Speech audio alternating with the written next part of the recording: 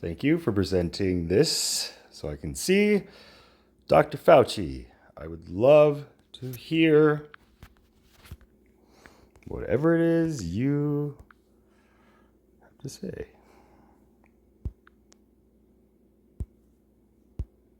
Your career. What does that look like? Well, Caitlin, what I'd like it to be, and I think it will be, is to utilize, as you mentioned, the 54-year experience I have at the NIH, including 38 years as the director of NIAID, and having had the privilege and the honor of serving 7 presidents through some very historic outbreaks dating all the way back to HIV, that I might use my experience in speaking, writing, lecturing, and interacting with the younger generation of scientists to hopefully inspire scientists and would-be scientists and physicians to enter a career of public service, particularly in the arena of public health, medicine, and science. And if I can do that, I think I might somehow, after my active government service, perhaps inspire people to enter a field similar to what I've been able to do and what I've been privileged to do over the last several decades. Dr. Fauci, what does your departure tell us about where we are in the state of the COVID-19 pandemic right now? You know, Caitlin, I don't think it tells us anything specific about where we are, but I can address where we are. And I believe that we're in a situation where I hope as the months go by, we will be able to get this outbreak down to a low enough level so that it won't disrupt society to the extent that it has over the last 2.5 years. We have the wherewithal to do it. We just have to implement it. We still, as I've told you several times over the past couple of years, we only have 67% of our population vaccinated, and only about a half of those have been boosted. That is really unacceptable when you compare us to the rest of the world, including low and middle income countries. So we've got to do better than that. I mean, this. Dr. Fauci, if I may interrupt. As you stated, you were governing the era of the HIV outbreak. Let me just share from my perspective what I know or come to know and understand and believe about said topic. I believe that this was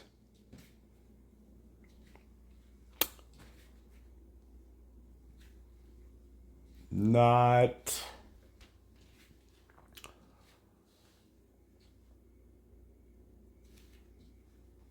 intended, nor was it foreseen by, I guess, you, if you were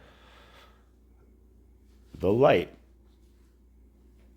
for us in this vision of understanding that I hold, where the target or the, let's say the experiment, the problem that was to be eradicated or to be addressed, studied, or eliminated was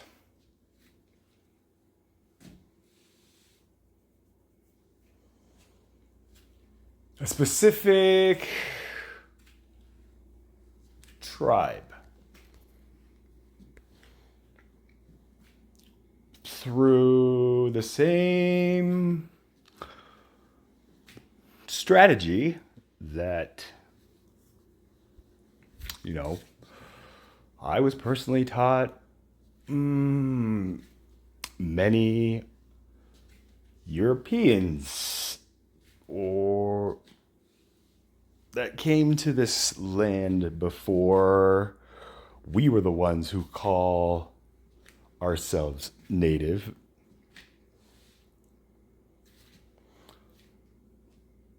This tactic that I'm hearing that I'm connecting the dots, and I'm just pausing this right now just to get this out, is that your knowledge and experience and whatever it is in your mind that you are thinking of possibly, then lecturing and inspiring the future generations to follow and learn from, mistakes or from successes, whatever it is you want to share, is only valuable to me and my team, and is prohibited by me until I hear what it is you are seeing in your mind in this future as we address the present situation your past actions have brought us to. So again, before we start jumping into how we can turn this into the good, just hit me with the bad news first, okay, America? Don't, or, just if there's, I could give it to them with the good news first or the bad news. Hit me with the bad news. Don't sugarcoat me in the beginning. This, unless, I don't know, I may eat my words. Let's hear what the rest of the... This is a formidable virus. No matter what you do, there is going to be suffering and pain, but we can alleviate it a lot better if we follow the very obvious public health practices of vaccinating and boosting. And hopefully, as we get into the fall and the more updated boosters, particularly the new bivalent BA.5 boosters, become available in September, that we utilize them. And I don't have to tell you this, Dr. Fauci, that Republicans really, to them, you are a symbol of the restrictions that came along with COVID-19. Of course, Republican lawmakers, and you have clashed many times, and they are expected to take over the House this fall, potentially. And they promised to investigate you if they did. Did that have any role in your departure? None at all, Caitlin. Really, none at all. Not even a slight amount. I have nothing to hide, and I can defend everything I've done. So that doesn't faze me or bother me. My decisions of stepping down go back well over a year. I had decided I might want to step down at the end of the Trump administration. But when President Biden was elected, one of the first things he did was to ask me to join and be his chief medical advisor, which I took as a great honor and I enthusiastically accepted. I thought that was going to last about a year, that we would be having COVID behind us after a year. But obviously, painfully so, that's not the case. But having thought about that, and as you said now with a prior question a moment ago, I think we're in a relatively good place with regard to COVID if we utilize and implement the interventions that we have. And I just felt it was the right time, particularly since I'm still healthy, energetic, and passionate about what I want to do. And I think that's the time to move on to the next phase. If once you've retired, Republicans want you to go testify, is that something you would do? Sure, I certainly would consider that. But you've got to remember, I believe oversight is a very important part of government structure, and I welcome it. And so earlier it was, I got nothing to hide, blah, blah, blah. And then it's, well, if they take over and they want you to come tell them what you may be hiding, then yeah, I maybe do it. Doctor. Can be productive. But what has happened up to now is more of a character assassination than it is oversight. So sure, I'd be happy to cooperate so long as we make it something that is a dignified oversight, which it should be, and not just bringing up ridiculous things and attacking my character. That's not oversight. As we said at the beginning, you have this career that it doesn't match a lot of people's, especially given the different crises that you've confronted. Right now, I know Sanjay was saying earlier that one of your biggest concerns 20 years ago was basically what we saw in the COVID-19 pandemic. What do you think is the biggest health threat now? Well, I think it's to get through this outbreak that we're in right now. This is historic, Caitlin. We have not seen anything like this in well over 100 years. It's to get through this and at the same time have lessons learned that would prepare us for the inevitability of another outbreak. I'm sure, as Sanjay told you for years, that he and I have been talking about this. I've been saying that we need to be prepared because pandemics will occur. And there's preparation and there's response. And we've got to do better than what we've done. And hopefully we've learned important lessons through this painful 2.5-year experience that we've been through. And what have you been reflecting on in these days as you are now announcing your departure and you only have a few months left? What I'm reflecting on is, who is Dr. Fauci specifically referring to when he is saying we can do this, we can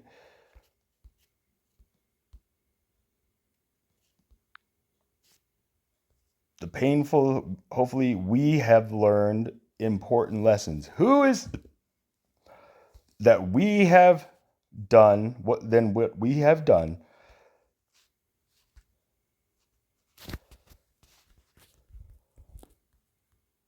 So here we go. Let's just 511 oversight, which it should be something that's dignified. I will give you a dignified option. Let's just say that. As we said at the beginning, you have this career that it doesn't match a lot of people's, especially given the different crises you've confronted. Right now, I know Sanjay was saying earlier, one of your biggest concerns 20 years ago was what we saw in the COVID-19 pandemic. What was that we saw? What do you think is the biggest health threat right now? And then you say, well, I think it's to get through this outbreak that we're in right now, which thankfully you stepping down is the best first step to reaching that answer. And I only say that because if you've been overseeing this for 20 years, then perhaps maybe new blood will help correct what I see as just 20 years of not how to do something. So I guess this would be my option for you, Dr. Fauci, is that I would like you to present to me the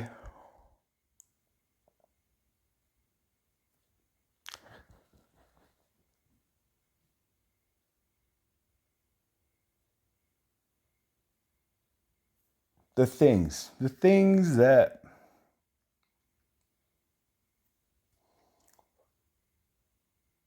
some of the darkest things in history have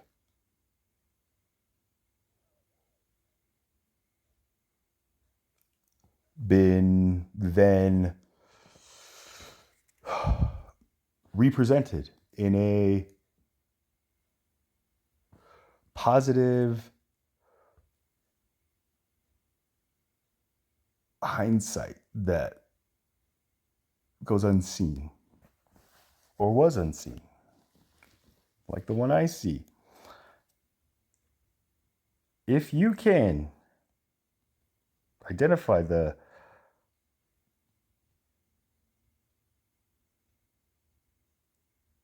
light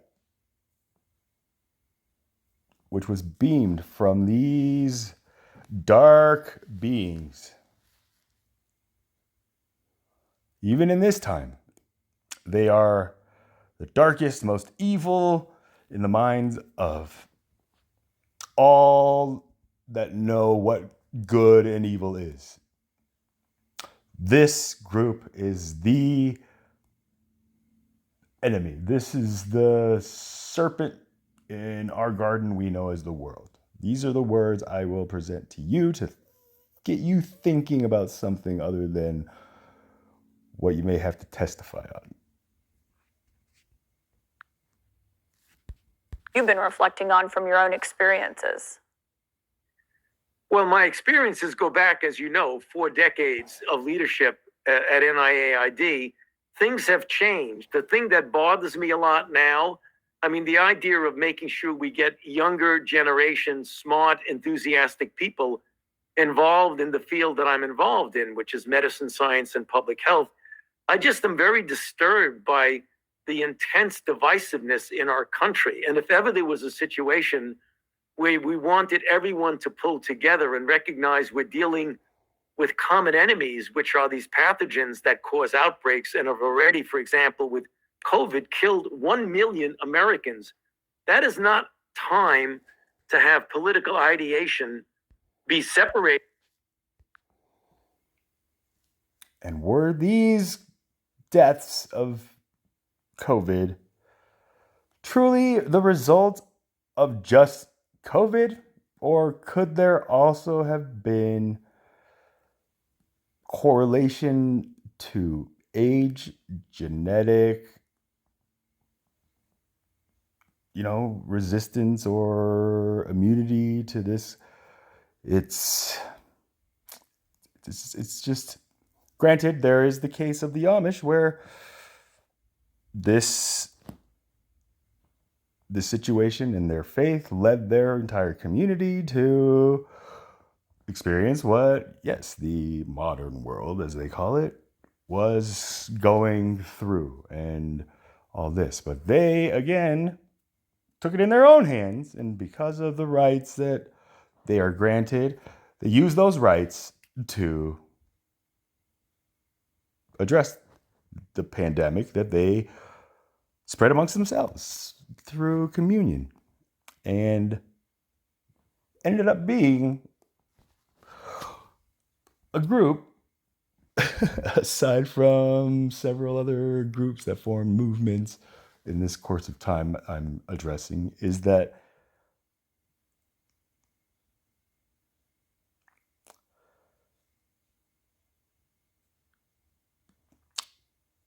there are certain times when a fruit is ripe for the picking, and then ripe for the peeling, and then ripe to savor and enjoy, and then there's a time when you savor that and you want to save it for later so you can enjoy it later, but you don't preserve it. You're just like, hey, if I just keep it tangible to me, and it's fine, right? It's under my protection. So listen to my words. Your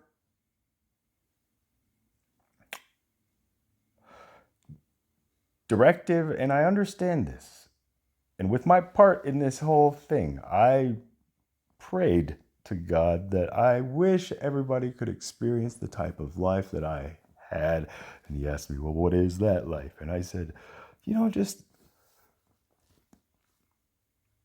the love and support that, that's a lot. That's a lot on parents. Not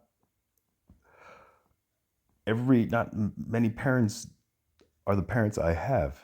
So that's a lot to wish, but just experience just like, hey, working from home and just being at home, and just being at home more rather than, and this is, but he said, okay. Again, this is God's humor, where it's just like, all right, well, this is the only way. He didn't ask me, but I know he went through the next thing. So it's just, I know this process. Dr. Fauci, these pathogens. Us in what should be a common effort to end this, and that's not the case. So when I reflect, I hope things improve. I'm fundamentally a cautious optimist, and I often say I look for the fact that hopefully the better angels in all of us will ultimately emerge, and will be a country that pulls together in the common enemy as opposed to one that seems to be fighting with each other. Dr. Anthony Fauci, no one can deny the decades of service from that. So thank you for that, and thank you for joining us this morning. Thank you, Caitlin. Thank you for having me.